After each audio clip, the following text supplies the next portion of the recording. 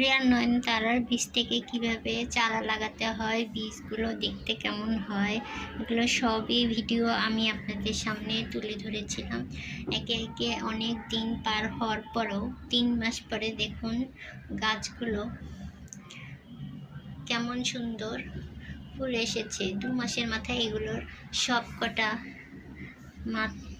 Pinch করে দিয়েছিলাম এবং কি কেন এত ঝোপালো হবে গাছগুলো সেটাও দেখিয়েছি। তো চাইলে আপনারা আগের ভিডিওগুলো দেখে নিতে পারবেন। এখন এই কালারগুলো একসাথে করতে পেরেছি।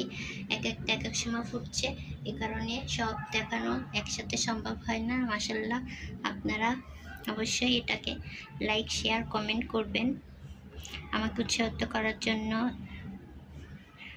সাবস্ক্রাইব করবেন। আল্লাহ হাফেজ।